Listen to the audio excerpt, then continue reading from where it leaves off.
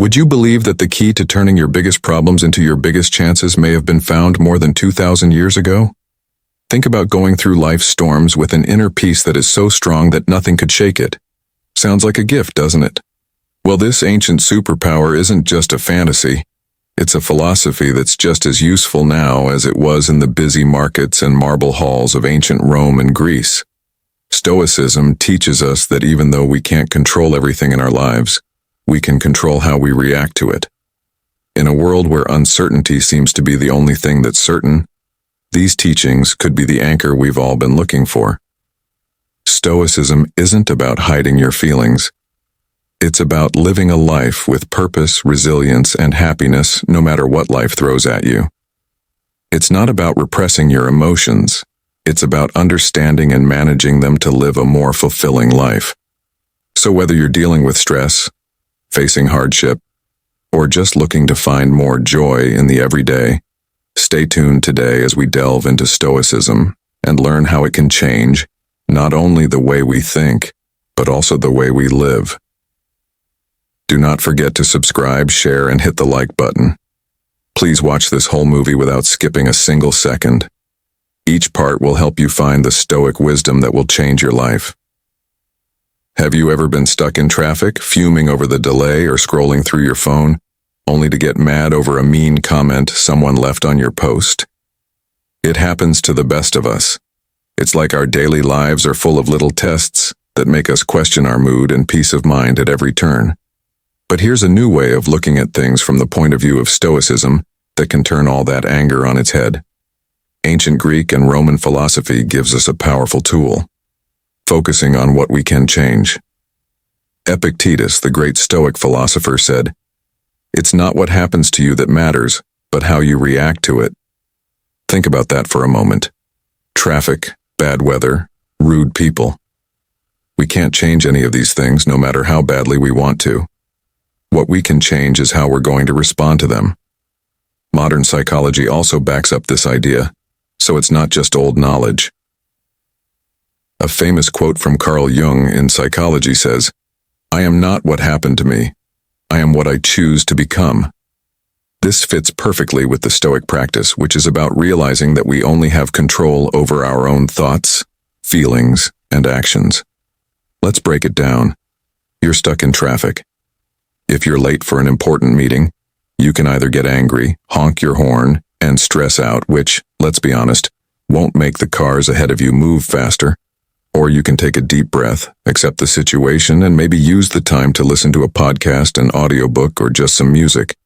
The traffic hasn't changed, but how you react to it has, and that change makes you feel less stressed and makes your day look a little better. This Stoic principle of focusing on what you can control isn't just about dealing with traffic or bad weather. It also applies to our personal goals, how we interact with others, and how we deal with problems in life. As Marcus Aurelius, another great Stoic, said, "You have control over your mind, not outside events. Realize this, and you will be strong. So the next time you feel stressed about something you can't change, remember these wise words from our Stoic friends. Ask yourself, is this within my control? If it's not, let it go. Then pay attention to how you react, what you think, and what you do." This small change can have a huge effect on your happiness and stress levels. It's not always easy, but it's worth doing every day. Remember that growth, not perfection, is what matters. And as we learn to focus on what we can control, we'll not only get through life's challenges but thrive on them. It may seem counterintuitive, but Stoicism teaches us how to see problems as chances. Stoics like Marcus Aurelius, Seneca, and Epictetus tell a different story. Most of us are taught to see problems as things that stand in the way of our success and happiness. But Stoics like Marcus Aurelius, Seneca, and Epictetus flip this narrative on its head. They tell us that when bad things happen in life, we should not ask, "Why me?" but "What can I learn?" This is a big deal. Roman Emperor Marcus Aurelius, who was also a Stoic philosopher, wrote in his personal papers that, "What stands in the way becomes the way." In this case, he means that every challenge, no matter how big or scary, not only tests our strength but also teaches us important lessons. It's about seeing the good in bad events and using that to fuel our growth. Not only does ancient philosophy support this point of view, but so do current thinkers too. Carl Jung, a famous psychologist, said that things you fight against will stay with you. When we fight against problems, we give them more power over us, but when we accept them and learn from them, we can get past them. This Stoic way of thinking is about turning problems into opportunities to grow stronger and smarter. For example, if you keep getting turned down for jobs, it's easy to feel sorry for yourself and doubt yourself. But what if you saw each rejection as feedback? Maybe you need to work on a skill or come up with a new way to look for work. That change in perspective can turn a string of rejections into a way to grow professionally. Conflicts between people are another example. Even though they're painful and stressful, they give you a chance to work on your patience, sensitivity, and communication. Every argument is a chance to learn about other points of view and get better at handling disagreements. Asking ourselves, what can this situation teach me, is the key to seeing problems as possibilities. Instead of being passive victims of our circumstances, we become active learners and problem solvers. Though this doesn't make it easy to deal with problems, it does help us approach them in a way that helps us learn and grow. Epictetus said, "It's not what happens to you that matters, but how you react to it." This is the essence of Stoicism, seeing past the immediate pain or frustration of an obstacle and finding the lessons and opportunities it presents. So the next time you face a challenge, no matter how big or small, try to pause and reframe it. Ask yourself what you can learn from the situation and how it can make you stronger and wiser. Remember that obstacles aren't just things you have to get past, they're chances to grow. Adopting this Stoic mindset can help you handle life's ups and downs with more grace, resilience, and wisdom. What does it mean to live in the now? Why is it so important? Being in the present means focusing on the here and now and not worrying about tomorrow or regretting yesterday. It means realizing that life, with all its challenges and joys, happens in the present. This idea isn't new. It was a central idea in Stoic philosophy and has been echoed by modern psychologists and thinkers. To begin, let us look at the Stoics. Marcus Aurelius said, "Don't think about the past or the future. Keep your mind on the present time." He knew that living in the present is powerful because it grounds us, clears our minds of distractions, and lets us enjoy the richness of life as it unfolds. But why is it so hard to stay present? Our minds are constantly busy with worries about what's next, or replaying things that have already happened. This constant mental noise takes our attention away from the beauty and potential of the here and now. As the famous psychologist Carl Jung said, "The least of things with a meaning is worth more in life than the greatest of things without it." Being in the present moment gives meaning to the little things that happen every day, making our lives so much better. Aristotle said that being aware of the present was important for achieving eudaimonia, which means being happy, healthy, and wealthy. He thought that by focusing on the present, we could live a good life and make the most of our human experience. So how can we practice living in the present? Mindfulness is the first step. Being mindful means focusing on the present moment without judging it. For example, when you eat, enjoy every bite. When you walk, notice how the ground feels under your feet. When someone talks to you, pay attention without planning what you're going to say next. These simple acts of mindfulness bring us back to the present, making our lives richer and more meaningful. Seneca shared this knowledge. True happiness is to enjoy the present without worrying about what will happen in the future. He knew that worrying about the past or what will happen in the future only makes us less happy in the present. Living in the present doesn't mean ignoring the future or forgetting the past. It means finding a balance where we learn from the past and plan for the future without letting those things take over our present. The balance where we find peace and contentment. Remember that every moment is a chance to start over and focus on the present. We live, love, and make memories in the present. So let's make an effort to be more present in our lives. Let's enjoy the present, because this is where life really happens. I know that the word self-discipline might make you think of strict routines and a life with no fun, but let's change that thought. Self-discipline doesn't mean putting limits on your life. It means giving yourself the power to make decisions that are in line with your core values and long-term goals. The most important thing is to do what's right for you, not what's easy at the time. Self-discipline means being in charge of your own life. It means saying yes to things that help you and no to things that don't, even when it's hard.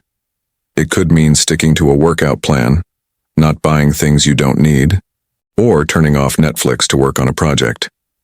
These options might not give you immediate pleasure, but they set you up for long-term happiness and success. Stoicism has a lot to say about how to be self-disciplined.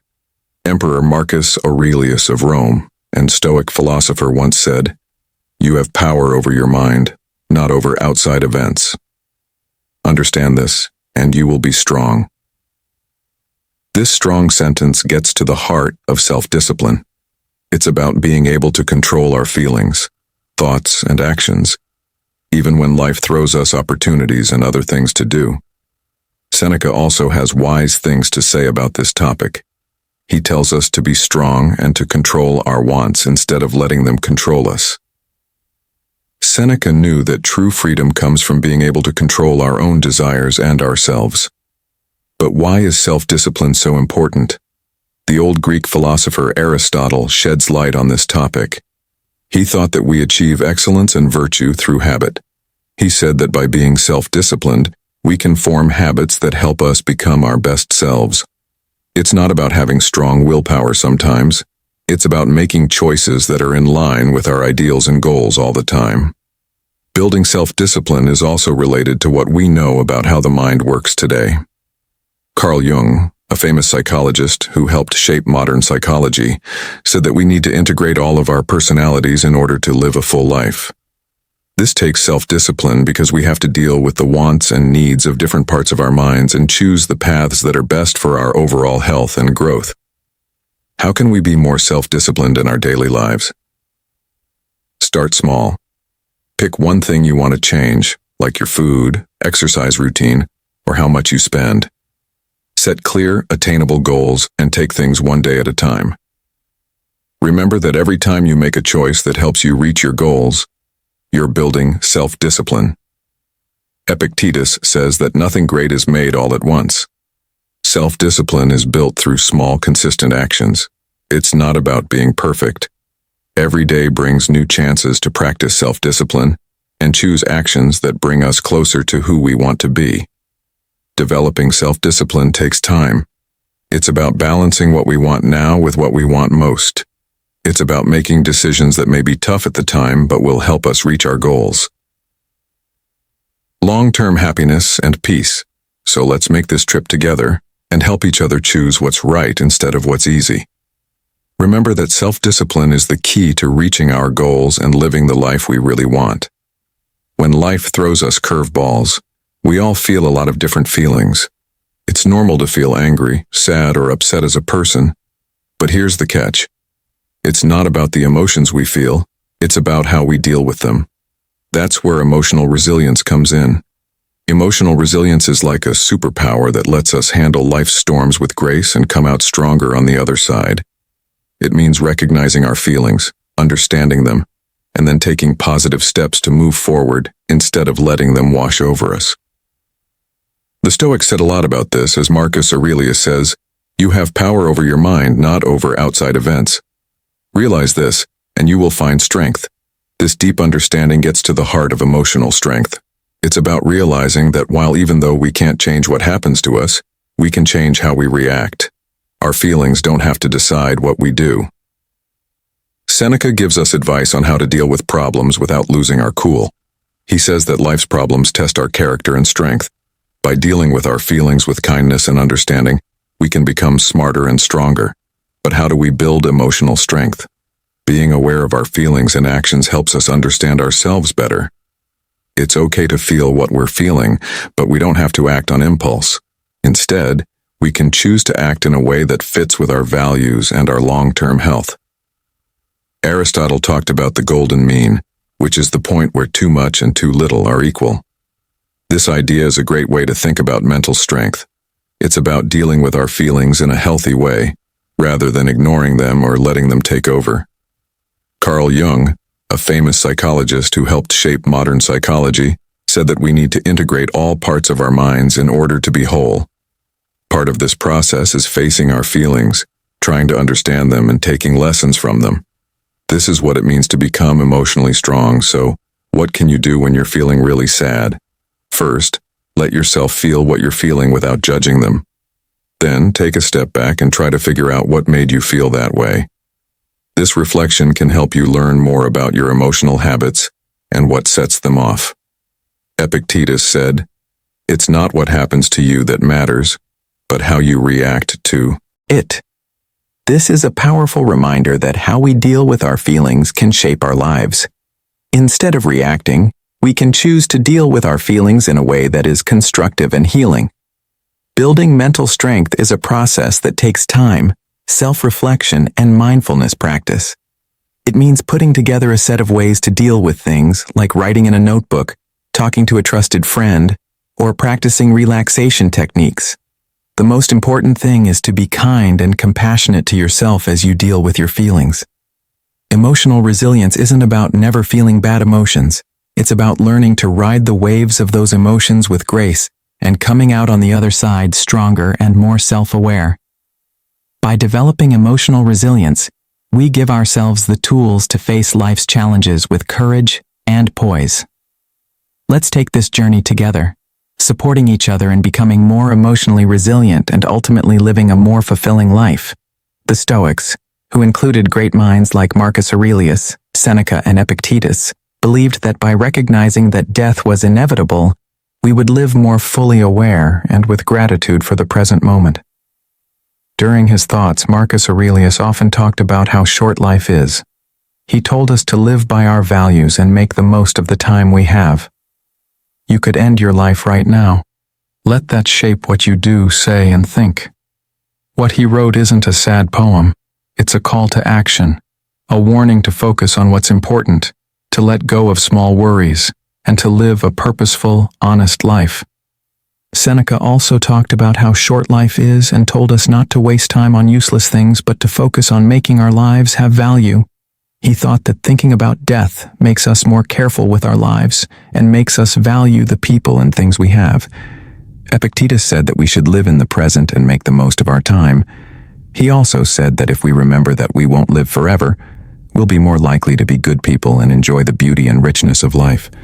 But how can we incorporate memento mori into our own lives without it feeling like a dark cloud over our heads? It starts with changing how we think about death.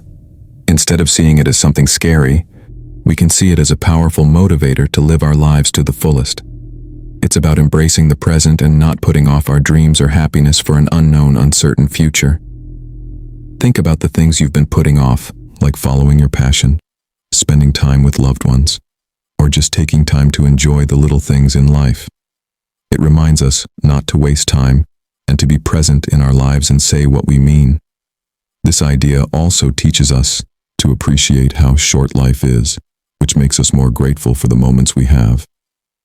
When we remember that our time is limited, we're more likely to cherish our experiences, live more mindfully, and express our gratitude for the people and moments that make our lives better. So let's use memento mori not as a source of fear, but as a way to grow, be grateful, and appreciate life more. Let it remind us to make choices that are in line with our deepest values, to cherish our relationships and to enjoy the beauty of the present moment. We should live each day with more joy because we know we will die one day. Memento mori is a powerful reminder to live not in fear of death but in celebration of life. Let's make every moment count, not because we're afraid of the end, but because we love life itself. Let's live so that when our time comes, we can look back and know we lived fully, loved deeply, and appreciated the amazing journey that life is. Such a simple idea can have such a big effect on our lives. It's about focusing on what we have instead of what we're losing. This can really help, especially on days when it seems like everything is against you. The Stoics, who were very smart, talked a lot about gratitude. They thought that happiness doesn't come from having more, but from being thankful for what we already have. Marcus Aurelius wrote a lot about how important it is to live in the moment and enjoy the little things. He said that when you wake up in the morning, you should think about what a precious gift it is to be living, to breathe, to think, to enjoy, to love. This is the purest form of gratitude, recognizing the value of life and the many gifts it gives us every day. Seneca said that our wants can lead us wrong, making us always look for more and never truly satisfied. He said that we can find real happiness by focusing on what we already have and realizing that the best things in life are right in front of us. Epictetus, who was known for his practical approach to Stoicism, told his followers to be grateful for whatever they were going through. He thought that by accepting and finding value in our present situation, we could live a more fulfilled life. But how do we practice gratitude, especially when life throws us curveballs? It starts with making it a daily habit to think about 3 things you're thankful for. It could be as simple as a warm cup of coffee, a conversation with a friend, or the beauty of a sunset. This helps to rewire our brains to focus on the good, which improves our mood and outlook on life as a whole. Being grateful also means accepting challenges and finding lessons in them. Instead of asking, "Why is this happening to me?" we can ask, "What can I learn from this?" This new way of looking at things can help us see both the good and bad things that happen to us as important steps on our journey. Besides that, being thankful makes our relationships stronger. When we tell the people in our lives how grateful we are, we not only make their day, but we also make our relationship stronger. A simple thank you can show someone how much you care about and love them. Aristotle talked about how important it is to see the good in our lives and try to live a good one. He thought that gratitude was a key part of achieving eudaimonia, or true happiness, because it helps us appreciate the good in ourselves and around us. Modern psychology also backs up the benefits of gratitude. Studies have shown that people who practice gratitude regularly have less anxiety, sleep better, and have a more positive outlook on life.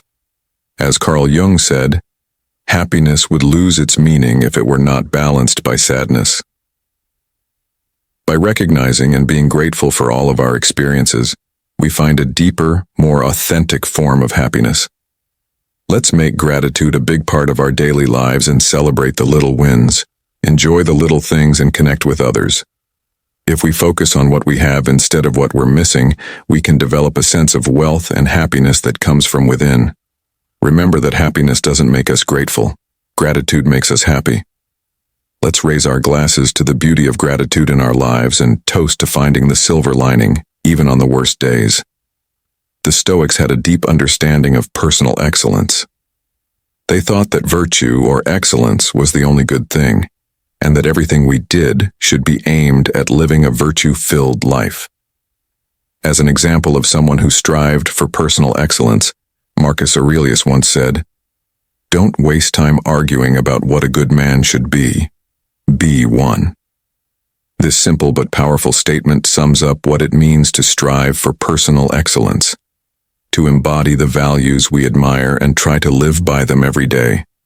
Seneca stressed the value of learning and improving oneself. He pushed for a life in harmony with nature and reason, saying that real greatness comes from within and shows up in the things we do and the decisions we make. Epictetus taught us that we are responsible for our actions, feelings, and will, and that controlling them is important for living a good life. But what does focusing on personal excellence look like in our everyday lives? It starts with setting personal standards based on our values and goals, not on what other people have done or what society expects of us.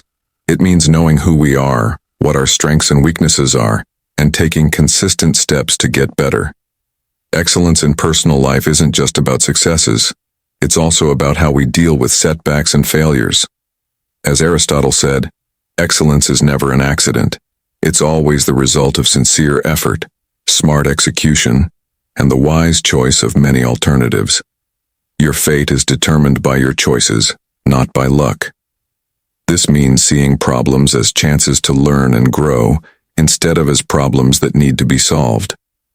Focusing on personal excellence also means developing a growth mindset, which is a modern psychological idea that says our skills and intelligence can be improved through dedication and hard work. Having a growth mindset makes us more willing to take on tasks, keep going even when things go wrong, and see hard work as a way to success. Personal excellence also means living in an honest way. It means staying true to our ideals and selves, even when it's hard. It means making decisions that show who we are and who we want to be, and being proud of our journey, including the ups and downs. As we've already talked about, practicing gratitude is related to personal excellence. When we appreciate what we have and where we are on our journey, we create a positive attitude that helps our growth and well-being. Let's make a promise to focus on personal excellence. Let's set our own standards. Remember that it's not about being perfect. It's about being proud of who we are and how we live. It's about celebrating our efforts, learning from our mistakes, and always trying to be the best versions of ourselves. Let's make personal excellence not just a goal, but a way of life. In a world full of social media where likes, follows, and comments often determine our self-worth, it's easy to find ourselves judging ourselves by what other people think. But here's a freeing truth. Being true to yourself, accepting who you are, and living in line with your values are what give you worth, not what other people say about you. The Stoics, those ancient thinkers we always look to for timeless wisdom, had a lot to say about this.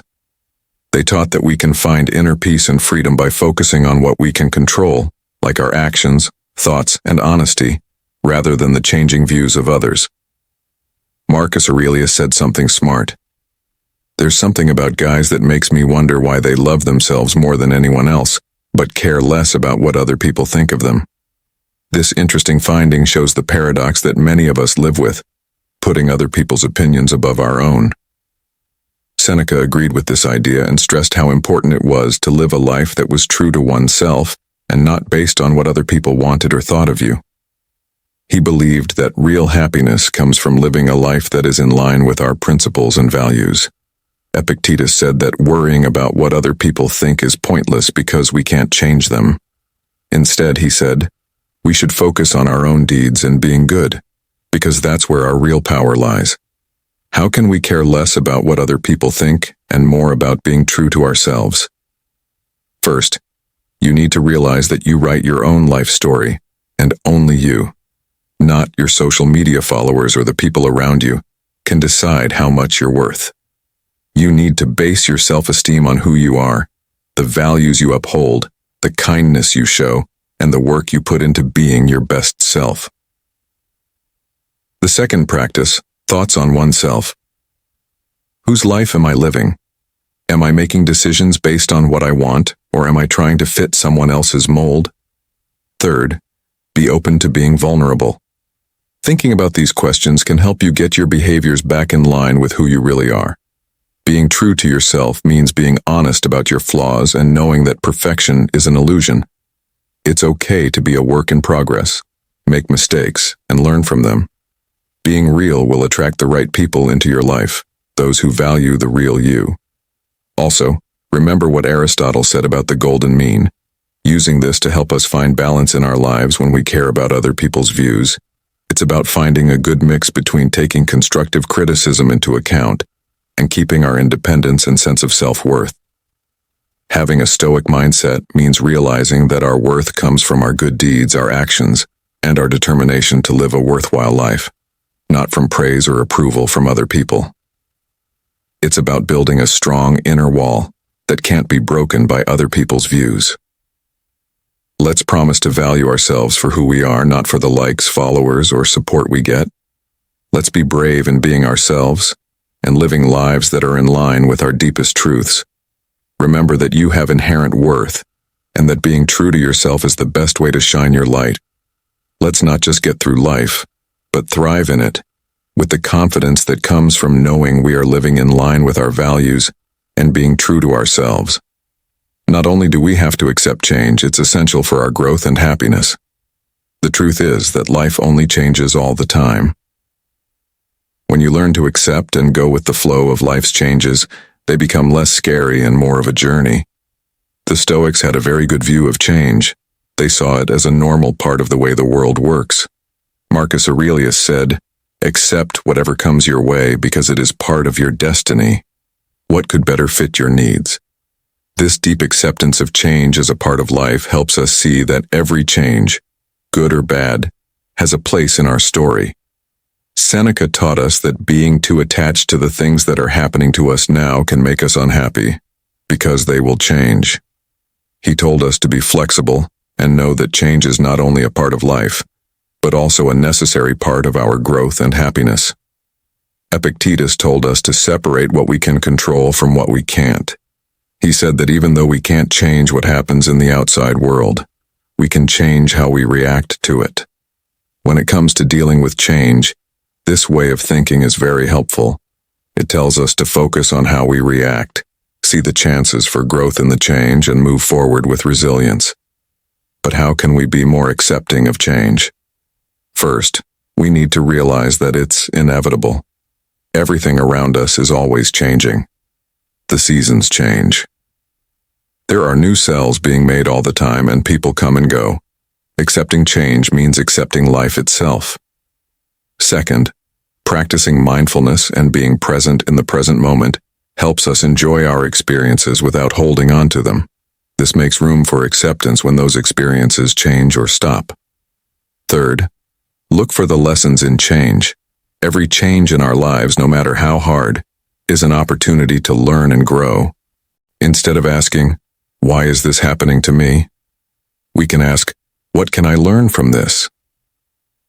This can turn the challenges of change into opportunities for personal growth. Aristotle said that living a good life was the key to happiness. Part of being good is being able to deal with life's changes with grace and wisdom. It's about finding balance and harmony in the flow of life. Modern psychology backs up this Stoic view of change. Seeing change as an opportunity instead of a threat can greatly lower our stress and anxiety levels. It can also make us stronger, better able to handle whatever life throws at us. Let's remind ourselves that change is not something we have to endure, but something we should welcome as a natural part of our journey that makes it more interesting. When we accept change, we make room for new things. Remember that going with the flow isn't about being passive. It's about being involved with life in all of its dynamic diversity. Let's ride the waves of change with bravery, grace, and an open mind to all the new opportunities it brings. Even though we are different, we're all on this complicated journey of life together, so let's treat each other with kindness and understanding. We help to make the world a better place for everyone. The ancient Stoic philosophers, whose timeless ideas continue to teach us, put a lot of value on compassion and empathy. They believed that all people are connected and taught that being kind and understanding to others is an important part of living a good life. Marcus Aurelius, for example, said that people are social creatures by nature and are meant to live in harmony and cooperation with each other. He said that what doesn't hurt the hive hurts the bee, which beautifully shows how our well-being is closely connected to the well-being of others. In his works, Seneca stressed how important it was to be kind and generous to others. He said that compassion is a natural human instinct, and that when we help others, we also help ourselves. Seneca says that we should feel sorry for people who have hurt us, because they are also acting out of their own struggles and limits. Epictetus said that we should try to see things from other people's points of view, and remember that everyone does what they do for a reason. This doesn't mean approving of bad behavior. Instead, it means approaching others with empathy and trying to understand their experiences and points of view. But how can we show compassion and empathy in our daily lives? It starts with listening, truly listening to the stories, experiences, and feelings of those around us. It means putting ourselves in their shoes and picturing their struggles, joys, fears, and hopes. This act of understanding can bring us together and make us feel like we have a lot in common. Doing nice things for other people, even if it's just a smile, a kind word, or an ear to listen, can make their day. By being present and paying attention to others, we show that we care about them and that their thoughts and feelings are valid and important. Showing compassion and empathy also means being there for others when they need help, offering support and understanding without judging. It's about understanding that everyone is valuable and worthy, no matter how different we are. Aristotle, an ancient Greek philosopher, wrote about how important friendship is and how empathy plays a part in building strong, meaningful relationships. He thought that real friends not only share each other's happiness but also their sadness, helping each other through empathy and understanding. To support the Stoics' focus on compassion and empathy, modern psychology shows that these virtues not only improve our relationships, but also our own emotional health. By caring for others, we create a sense of purpose and happiness in our own lives. Let's remember that behind every face is a story, and behind every action is a reason, and that by understanding and caring for each other, we make the world a kinder, gentler place. In doing so, we not only make the lives of those around us better, but we also find deeper happiness and fulfillment in our own. Let's spread kindness like confetti, sending ripples of compassion that change the world one act of empathy at a time. It's about taking a real, meaningful break to think about our actions, thoughts, and the paths we've taken. It's about growth, introspection, and making sure our lives are in line with our deepest values. In a world that's always moving forward, this practice is our anchor, making sure we're not just being swept away but sailing in the direction that's true to us. The Stoics, who had deep insights into human nature, put a lot of value on the practice of reflection. Marcus Aurelius, whose personal writings we now hold as treasurers of meditations, was a great example of this practice. He didn't just rule an empire, he also took the time to write about his life, his decisions, and his moral compass. He saw this as an important part of living a good and meaningful life, and he wrote that the quality of your thoughts determines the happiness of your life, reminding us that our thoughts create our external reality. Seneca said that we should regularly evaluate ourselves in order to become smarter and better people.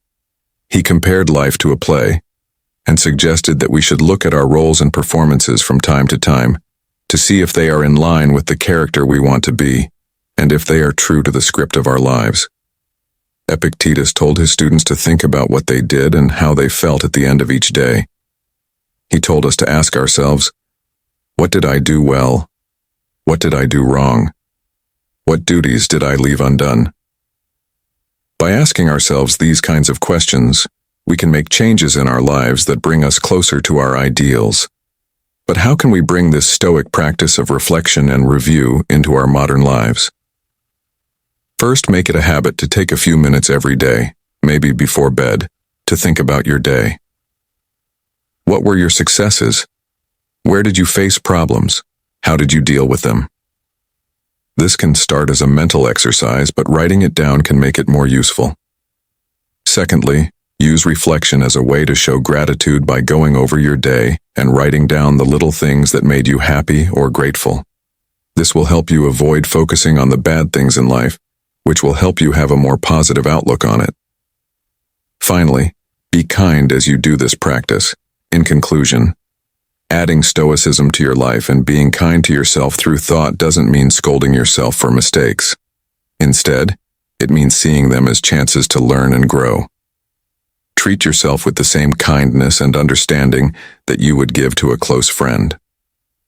According to Aristotle, living a reflective life was important because he thought that true wisdom comes from knowing ourselves, our actions, and our place in the world. This reflection is the essence of living an examined life that is in line with virtue and excellence. In modern psychology, regular reflection has been shown to improve mental health, give people a clearer sense of purpose, and help them grow as people. Thinking about what happened helps us deal with our feelings, learn from our mistakes, and make better choices. Let's make it a habit to regularly think and review going forward. Let this be our guide. By taking the time to look back, we gain the knowledge we need to move forward more in line with who we are and who we want to be. This way, we're not just passively experiencing life, but actively shaping it according to our ideals. Let's enjoy this trip of self-reflection, because getting to know ourselves is the way to true happiness and fulfillment. These lessons from Stoicism aren't just old wives' tales. As we say goodbye today, Remember that it's not the problems we face that make us who we are, but the strength we find in those problems, the compassion we share, and the wisdom we gain. Each step, reflection, and act of kindness is a brushstroke in the masterpiece that is your life. So let's not just exist. Let's live vibrantly, purposefully, and authentically. As we part ways, I encourage you not to let the inspiration end here. On the screen, you'll find a playlist full of wisdom stories and strategies to help you handle life's twists and turns with grace and resilience. Click on it, dive deeper, and keep shaping the most authentic version of yourself. Let's keep growing, reflecting, and embracing the beautiful complexity of life until we meet again. Don't just live for the praise, live for the cause of being your true self. Take care, and I'll see you on the next part of our journey.